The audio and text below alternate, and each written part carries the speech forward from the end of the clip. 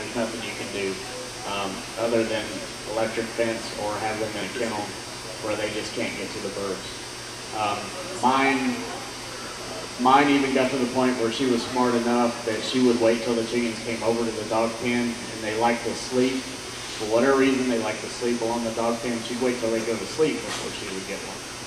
So, I mean, I've done everything I know to train her, and yeah, it's not happening. But I know a lot of people, especially with labs and some of those other breeds, that have been fairly successful in being able to train them. As far as feeding them, like from starting chicks and using like bag feed, and when can they eat? Can they just sustain themselves in the yard? Do you want to supplement their food? And what is the city ordinances as far as the distances from fences and quantities of chickens or roosters?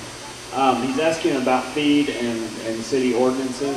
As far as feed goes, it's best to start them on a medicated chick starter for at least the first 6 weeks, 6 to 12 weeks. Different feed manufacturers recommend different things, but generally at least the first 6 weeks. At 6 weeks, I start moving ours into the feed that we have milled. Our feed that we have has a lot of animal proteins in it versus plant proteins, which I think is overall better for the chickens than the plant proteins are. Health-wise, the oils and things in the animal proteins I think are better for the chickens. But I go straight at 6 weeks and transfer them over to that feed, and that carries them up through laying and everything. If you're having a problem with soft eggshells or something, then you might give a moisture shell.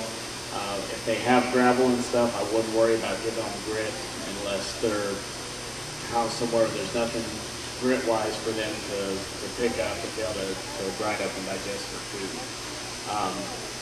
Again, different feed lines. Some feed lines have a chick starter, then they go to a grower finisher, and then they go to a layer. They're all in different rations and different protein percentages. The higher the protein percentage for layer feed, the better overall your egg quality and quantity is going to be. And what was the second question? The ordinances? The ordinances, yeah. In Austin, I know your distance is, the coop has to be 50 feet away from any of your neighbors' living quarters. In other words, that doesn't include decks, that doesn't include storage sheds, it doesn't include any of those things. Basically, any area it has to be 50 feet away from the actual living space in the house. I don't think they limit bird numbers, do they?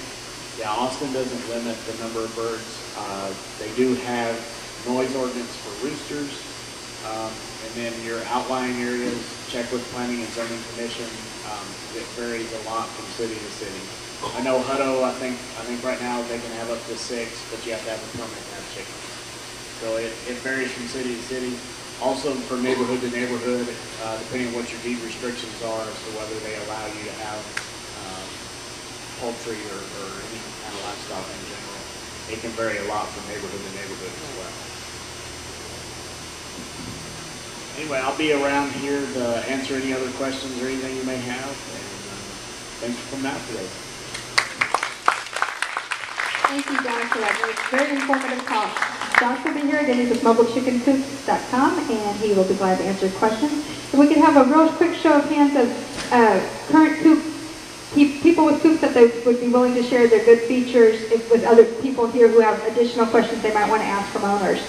Who would be willing to talk about their coop and the features they like? Not in front of a group, but just in one-on-one kind of stuff.